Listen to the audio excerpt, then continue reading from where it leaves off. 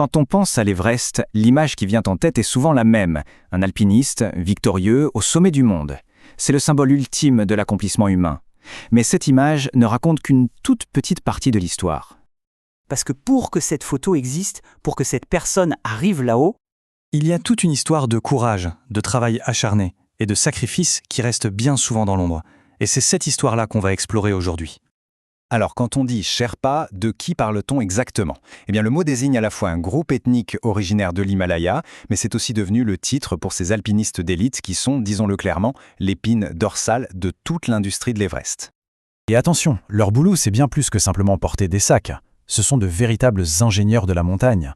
Ils installent des kilomètres de cordes, ils déploient des échelles au-dessus de crevasses qui semblent sans fond, ils montent les camps dans des conditions extrêmes.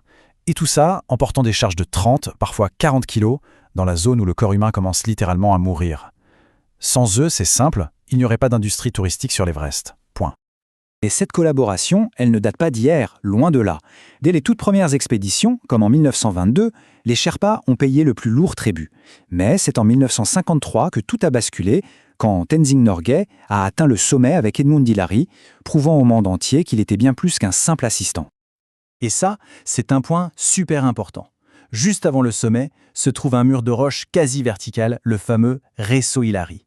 C'est l'expertise technique de Tenzing qui a sécurisé Hillary pendant une manœuvre très délicate qui a permis de franchir ce dernier obstacle. Ce n'était pas de l'aide, c'était un partenariat technique essentiel à la réussite. Mais voilà, il faut aussi parler de la face sombre de ce métier. Parce que si le sommet est un rêve pour certains, pour les Sherpas, c'est avant tout un lieu de travail. Et c'est probablement le lieu de travail le plus dangereux au monde. la question se pose alors, à quel point est-ce dangereux, vraiment? Les chiffres qui vont suivre sont, pour le dire simplement, assez alarmants. Regardez ça, près d'un tiers de toutes les personnes qui meurent sur l'Everest sont des guides et des travailleurs népalais. Ils représentent à eux seuls la plus grande catégorie de victimes de la montagne. Et la raison, elle est simple, mais elle fait froid dans le dos. C'est une question d'exposition au risque. Un guide Sherpa doit traverser la partie la plus dangereuse de la montagne, la cascade de glace du Khumbu, un labyrinthe de glace instable, entre 20 et 40 fois par saison, pour préparer la voie. Un client, lui, ne la traverse que 2 fois, une fois en montant, une fois en descendant. Chaque passage supplémentaire est une partie de roulette russe. Le résultat de cette surexposition, une étude a calculé que le taux de mortalité des Sherpas sur l'Everest était 12 fois plus élevé que celui des soldats américains pendant la guerre en Irak. 12 fois. Alors on peut se demander, pourquoi? Pourquoi continuer à prendre de quels risques? Eh bien, les motivations pour faire cette ascension révèlent un fossé immense entre le client et son guide. D'un côté, on a l'alpiniste étranger qui recherche souvent un accomplissement personnel, une aventure. De l'autre, le guide Sherpa. Pour lui, ce n'est pas une quête de gloire, c'est une nécessité économique. Ils risquent leur vie pour une raison très simple, offrir un avenir à leur famille.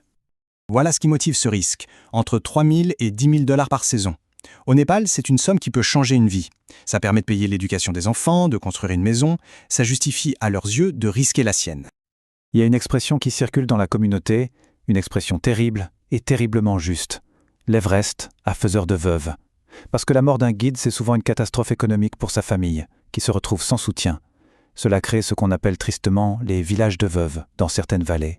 Et si on veut une illustration concrète, presque brutale, de cette inégalité face au risque, il faut regarder ce qui s'est passé le 18 avril 2014, un jour qui a changé la face de l'alpinisme moderne.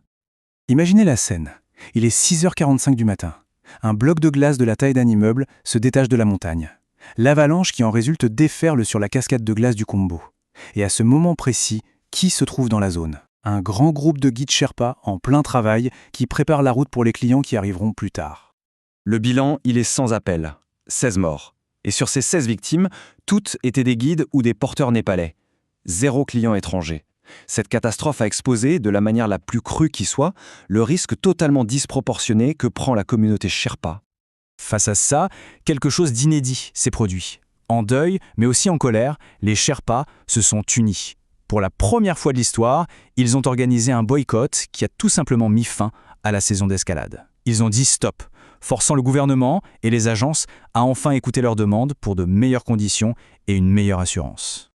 Mais l'histoire des Sherpas, ce n'est pas que des tragédies collectives. C'est aussi des actes d'héroïsme individuel absolument incroyables. Et l'histoire de Gelge Sherpa en 2023, c'est quelque chose. Voilà les mots qu'a prononcé Gelge Sherpa, là-haut, dans la zone de la mort, au-dessus de 8300 mètres. Une phrase simple, mais qui veut tout dire. On peut gagner de l'argent plus tard. Concrètement, qu'est-ce qui s'est passé? Il tombe sur un alpiniste au bord de la mort. Son job, son contrat, c'est de mener son client au sommet. Mais son humanité lui dicte autre chose. Il convainc son propre client de renoncer au rêve pour lequel il a payé une fortune. Ensuite, il a enveloppé l'alpiniste mourant dans un matelas et l'a porté sur son dos. Pendant 6 heures. Dans la zone de la mort. Un exploit que les experts qualifient de presque impossible. Tout ça, ça nous amène à voir la montagne différemment. Le sommet de l'Everest, ce n'est pas juste un point géographique magnifique. Pour la communauté Sherpa, c'est un lieu de travail. Et chaque triomphe célébré là-haut est bâti sur leurs compétences, leur courage et bien trop souvent, leur sacrifice. Ce qui nous laisse avec une question un peu dérangeante peut-être. Quand la réalisation d'un rêve personnel dépend du fait que quelqu'un d'autre risque sa vie, on est en droit de se demander quel est le véritable prix du sommet.